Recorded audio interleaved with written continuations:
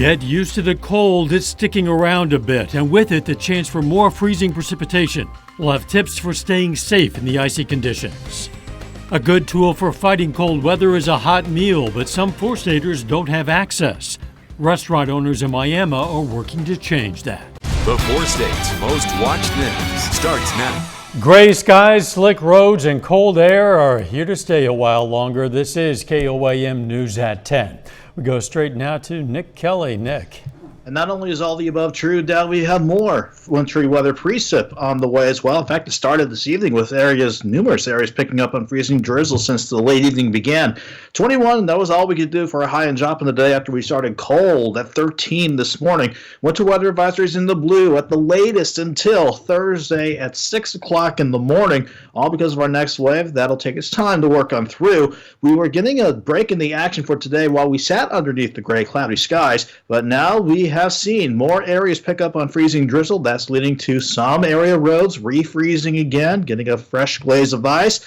So if you don't have to be on the roads tonight, let the crews do their job if they are going to be out and about tonight, and be careful if you have to be on the roads later on tonight, and certainly for the morning commute ahead. 14 in Iola, 25 in Anderson. Everyone else right in between the two, and I think most of us will be in the teens for overnight lows. Colder to the northwest of Joplin, maybe opportunities near 20 south and east of Joplin, but everyone's cold, so we'll definitely have some light freezing drizzle, maybe some light sleet and light snow trying to mix in throughout the day tomorrow. We'll see what this will add up to and what the next 7 days look like from here coming up in a bit, Dow. All right, we'll see you then. Thanks, Nick.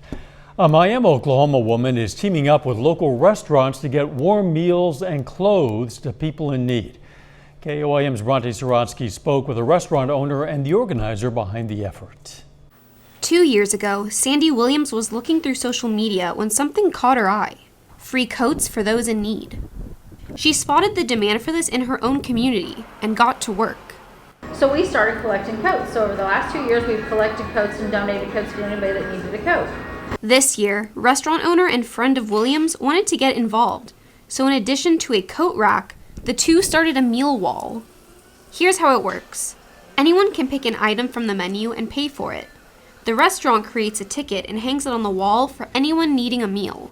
If interested, just notify a server. You can either go select one off the wall, or she can select one for you. Nobody knows that you come in and got one off the wall, but you've got a hot meal for the day, and hopefully it'll make you, just warm you from the inside out. Restaurant owner Jennifer White says any unused tickets at the end of the month will still be put to use. We're going to collect all the tickets, cook off the food, and then take that food to a different group in our community who we feel like could use a hot meal. She says this would not be possible without the community's help. Oh my gosh, our community, I couldn't ask for a better one. Miami is an awesome place to live, and to see the wall fill up within 2 days, it just blew my mind. It's wild. The meal wall and coat rack were made to be used. Williams and White just want to keep their community taken care of, free of judgment. In Miami, Bronte Sorotsky, KOAM News. The organizer behind both ideas says anyone is welcome to use these services. The wintry weather has led to some dangerous road conditions. Driving on snow, however, is different than driving on ice. While both are slick and hazardous, officials say you can get a little more traction on snow than you can on ice typically. In either case, the Joplin Police Department says you need to play it safe. You can gear down, you can just take your foot off the brake some so that you're not completely locking up your brakes, allowing your vehicles, your tires to rotate and get some traction on the roadway. For the latest road conditions in your state, you can go to our website, KOAMnewsnow.com, and click on road conditions at the top of the page. The weather led to a head-on crash in Newton County involving 2 semis. The Missouri Highway Patrol says a Freightliner on I-49 south of Neosho crossed the center line and hit another truck head-on. The driver of the second truck was taken to Mercy Hospital and has been listed in serious condition. The Missouri Highway Patrol says icy conditions contributed to a fatal crash on Highway 13 about 5 miles south of Bolivar. They say 46-year-old Michael Dickinson of Bolivar lost control of his pickup, traveled through the median, then overturned into the path of an oncoming SUV. Dickinson died at the scene. The Joplin Fire Department wants to know what you think about them. They're asking residents to fill out a survey about their services and response. Officials say the survey takes less than 5 minutes to complete. The department will use the information then to develop plans on how they can improve. I'm excited to see what our citizens think of the Joplin Fire Department. Are we providing service? And if not, where do we need to improve? So I'm excited to get that honest and open feedback, and anything we get is going to make us a better department in the long run. So I'm excited to see those responses, those answers. We've provided a link to the survey on our website, KOAMnewsnow.com. Still ahead, the historic second impeachment trial of former President Trump begins in D.C. with a vote on whether the trial should continue. And remember the flu? Hasn't been around much this season. Some experts say steps to curb the spread of COVID-19 are behind that, but others say don't get too excited just yet. The Senate will move forward with the second impeachment trial of former President Trump. In a 56-44 vote, the senators agreed that they do have jurisdiction over the case. Natalie Brand reports from Capitol Hill. House impeachment managers opened former President Donald Trump's second impeachment trial with a video showing scenes from the attack on the Capitol last month, taking senators who are now jurors back to the events of that day. The president was impeached by the U.S. House of Representatives on January 13th for doing that. If that's not an impeachable offense, then there is no such thing. Presidents can't inflame insurrection in their final weeks and then walk away like nothing happened. Attorneys for the former president argued that the trial is unconstitutional because Mr. Trump is no longer in the White House. This is not just about Donald Trump or any individual. This is about our Constitution and abusing the impeachment power for political gain. Day one wrapped with a majority of senators voting to move forward. On this vote, the ayes are 56, the nays are 44. The Senate shall proceed with the trial. 6 Senate Republicans joined with Democrats. One of those GOP senators was Louisiana's Bill Cassidy. President Trump's team were disorganized. They did everything they could but to talk about the question at hand.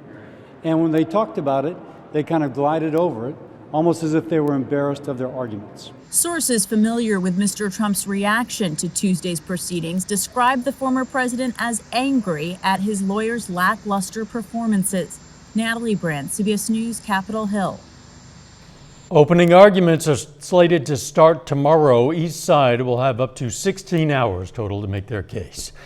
10% of Americans have rolled up their sleeves in the battle against the coronavirus pandemic. The Centers for Disease Control and Prevention reports just over 43 million doses of the COVID-19 vaccine were administered. That breaks down to nearly 70% of the doses that have been distributed. Officials at the CDC says the U.S. is averaging roughly 1.5 million doses per day. CDC data shows 9.8 million Americans are now completely vaccinated against the virus. Close to 33 million have received at least one dose. The numbers of new coronavirus cases and hospitalizations are dropping across the country, but there's growing concern about the spread of COVID-19 variants. And with vaccines still not widely available, health experts warn this may be the calm before another surge appears.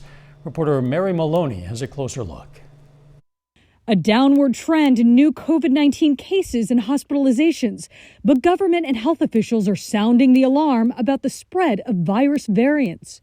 The variants tend to grow sort of invisibly, kind of like a wave under the surface. And the visibility that we have shows that these variants can grow quite quickly. Senior White House advisor Andy Slavitt says, despite the progress in vaccinations, now is not the time for Americans to drop their guard. We need to double down on wearing masks. Now is not the time to look at those curves, in my view, and breathe a sigh of relief. Experts say this may be the calm before the storm as more cases are identified of COVID-19 variants, which could fuel another possible surge. Health experts warning it's risky for states to ditch restrictions now and are urging local and state leaders to keep those safety measures in place. We are in for something really potentially catastrophic, and we should be doubling down on the measures that we know to work. Health experts say in order to stop more of those mutations from emerging, more Americans need to get the vaccine as quickly as possible.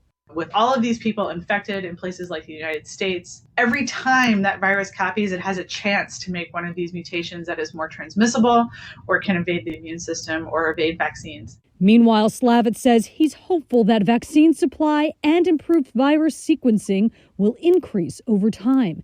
In Washington, I'm Mary Maloney. New data suggests Russia's COVID-19 death toll may be one of the highest in the world and much higher than earlier reports suggested. Russia's Federal Statistics Agency released new figures yesterday indicating that as many as 162,000 deaths there can be attributed to COVID-19 in 2020. Russia had previously reported just over 57,000 COVID-19 deaths. Russia's counting method, which allows attributing deaths in COVID-19 patients to other causes, has been highly questioned by independent observers. It's early, but it appears the U.S. is experiencing a lighter than usual flu season. The Centers for Disease Control and Prevention reports minimal influenza activity so far in 2021. However, officials there say it's too early to claim victory over the virus because second waves of the flu sometimes come as late as April. According to the CDC, there are only 155 confirmed cases of flu hospitalizations so far this season. CDC official says the precautions taken for COVID-19, including less travel, are probably a factor in the drop of flu cases. The flu typically kills between 12,000 and 61,000 people per year.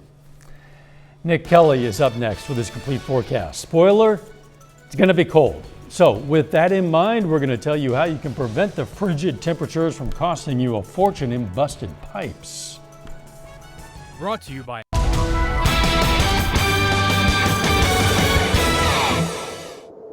Although the gray skies reign supreme across the area today, note how at the end of the Indigo Sky Casino time-lapse here, we'll rewind it again and show you here. Nice break in the freezing drizzle for much of the day. Then after sunset, you can see the little faint specks of light freezing drizzle picking back up again at the end of the time-lapse, hinting at our next wave already working in. Already we're seeing quite a few reports of freezing drizzle picking up since the evening began. So these winter weather advisories will continue for most of us until 6 a.m. on Thursday morning at the latest, all because of that next wave working in already. At least, again, for much of today, nice to see a break in the action, the break from the freezing drizzle, but now, even though it's still very tricky to pick up on radar, we are seeing pockets of freezing drizzle, mainly for areas along and south of U.S. Highway 54. That's where we expect the brunt of our next round of winter weather to stay, not only through the overnight, but heading into the day tomorrow.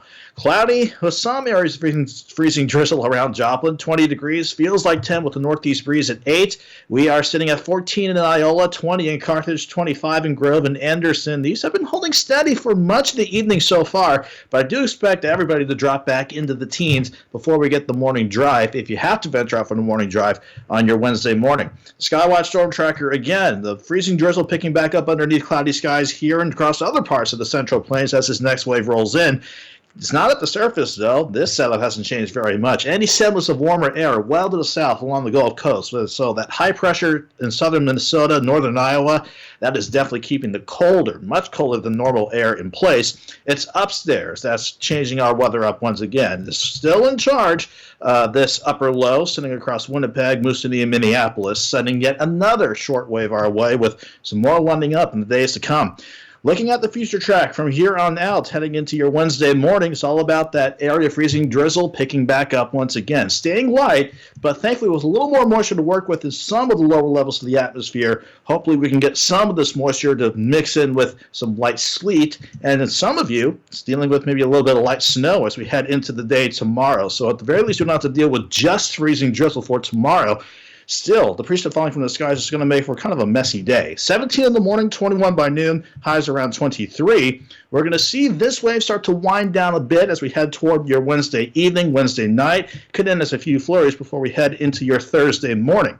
Now, if we see any ice accumulate with this, it's not going to be a lot. A trace or a glaze to 1/10 of an inch, but still, that is just enough to cause tricky road issues once again. Maybe a few stray sleet or snow showers light, with another weak wave passing quickly on Thursday. We'll keep things quiet, mostly cloudy for your Friday. Then we'll see yet another wave with better shots for snow this time around as we head towards Saturday before we dry out for Valentine's Day on Sunday.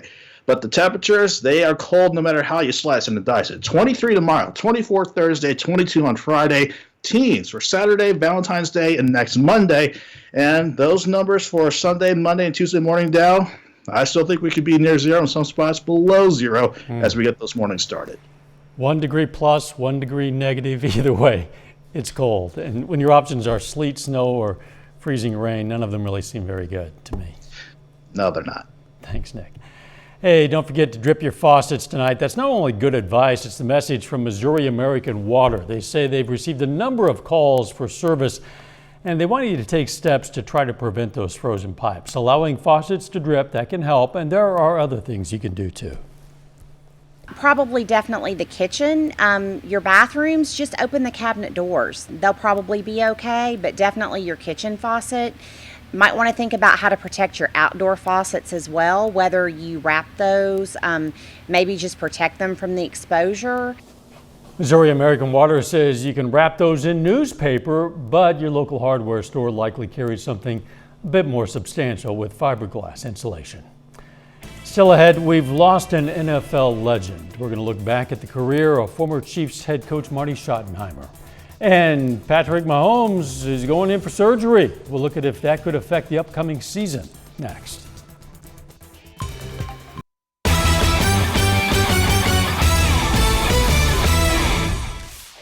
The Pitt State Gorillas are heating up. Good timing, too.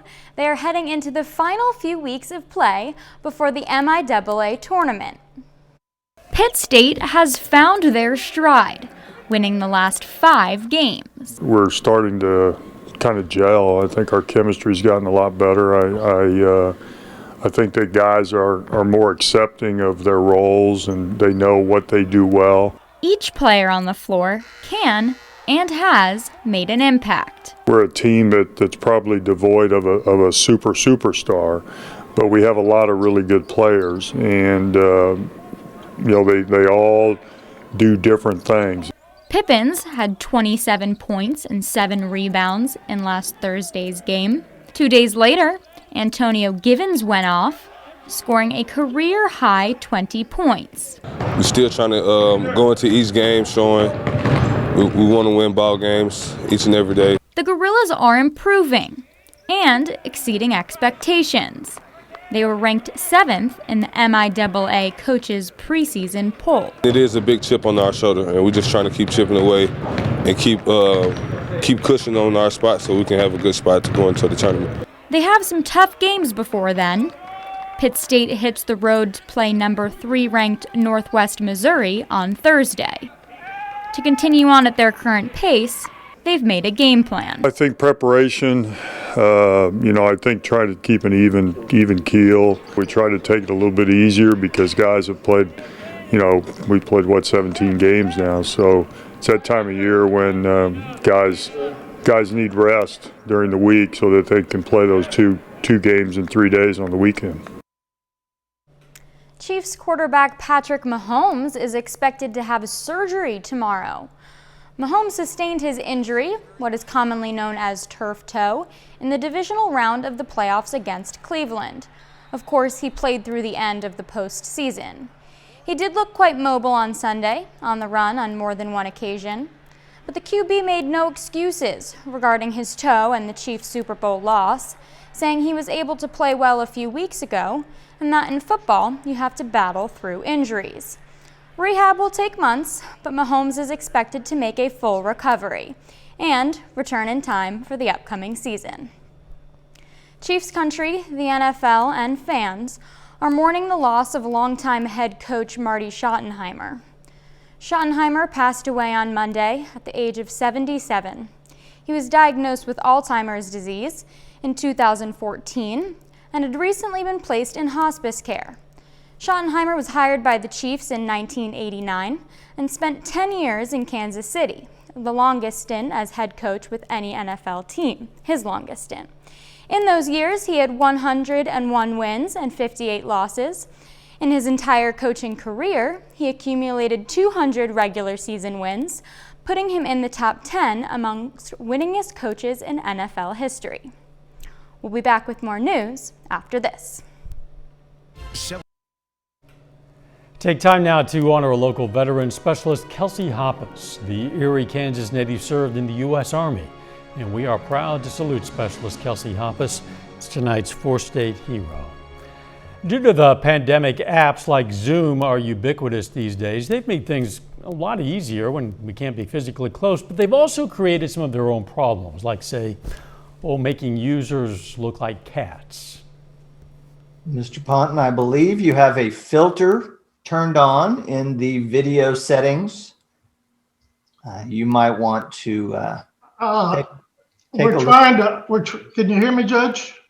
I can hear you. I think it's a filter. It is, and I don't know how to remove it. I've got my assistant here. She's trying to, but I'm prepared to go forward with it.